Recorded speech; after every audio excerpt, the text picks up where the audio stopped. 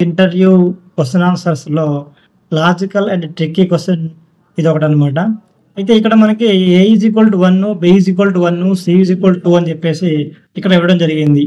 ఇలా 3 వేరియబుల్స్‌లో 3 వాల్యూస్‌ని అంటే 3 నంబర్స్‌ని ఇక్కడ అసైన్ చేయడం జరిగింది.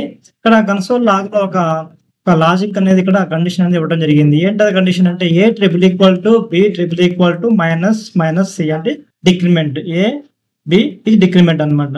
దీన్ని మనము చూసినట్టయితే దీన్ని ఫస్ట్ మనం ఏం చేయాలంటే జావా స్క్రిప్ట్ అనేది మనకి ఎగ్జిక్యూషన్ అయ్యేటప్పుడు top to bottom, left to right అని చెప్పేసి ఇలాగ ఈ యొక్క ప్రాసెస్‌లో జావా స్క్రిప్ట్ అనేది ఎగ్జిక్యూట్ అవుతూ ఉంటది. అంటే top to bottom, left to right ఇలాగ ఎగ్జిక్యూట్ అవుతూ ఉంటదన్నమాట కోడ్.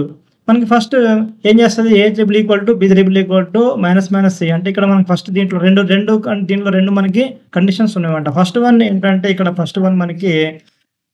ఫస్ట్ వన్ ఏముందంటే ఏ ట్రిపుల్ ఈక్వల్ టు బి అంటే ఇక్కడ అర్థం ఏంటి చూసినట్టయితే మీకు ఏ ట్రిపుల్ ఈక్వల్ టు బి అంటే ఏంటి ఇక్కడ 1 మైనస్ 1 ట్రిపుల్ ఈక్వల్ టు 1 అంతే కదా. 1 ట్రిపుల్ ఈక్వల్ టు 1 అనమాట. అంటే 1 ట్రిపుల్ ఈక్వల్ టు 1 అంటే ఇది 1 ఇక్కడ దీంట్లో ఏలో 1 ఉంది, బిలో 1 ఉంది. అంటే ఈ రెండు కూడా మనకి వాల్యూ పరంగా కానివ్వండి, ఇక్కడ డేటా టైప్ పరంగా కానివ్వండి, రెండు కూడా కంపేర్ చేస్తే సేమ్.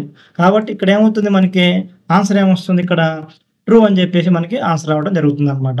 ఇక్కడ ఆన్సర్ మనకి ట్రూ అనేది వచ్చేసింది అనమాట. ట్రూ ఇక్కడ మనకి ఇది true. A triple equal to B అనేది ట్రూ. నెక్స్ట్ రెండోది కండిషన్ ఏముందంటే దీంట్లో true triple equal to minus minus C ఉందన్నమాట.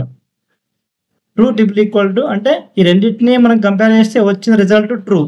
ట్రూ ట్రిపుల్ ఈక్వల్ మనం ఎలా లెక్కేయాలంటే ఇలా లెక్కేయాలన్నమాట, లెఫ్ట్ టు రైట్ కాబట్టి. ఈ రెండింటికి A triple equal to triple equal to B అంటే ట్రూ వచ్చింది. True triple equal to minus minus C అంటే అర్థం ఏంటి ఇక్కడ true triple equal to minus C అంటే సి అంటే ఎంత 2 అంటే -1 డిక్రిమెంట్ చేయాలి. మైనస్ డిక్రిమెంట్ చేయాలి కాబట్టి 1 డిక్రిమెంట్ చేసాం. డిక్రిమెంట్ చేస్తే ఏమైంది ఇక్కడ ట్రూ అనేది ఒక బులియన్ వాల్యూ, 1 అనేది నంబరు. ఇక్కడ డేటా టైప్ పరంగా చూసినా, వాల్యూ పరంగా చూసినా ఇక్కడ ఫాల్స్ అనమాట. ఇక్కడ ఫాల్స్ అనేది మనకి రావటము జరిగింది. ఇలాగా మనము ఈ యొక్క ట్రిక్కీ క్వెషన్ మనం చేయాల్సి ఉంటుందన్నమాట.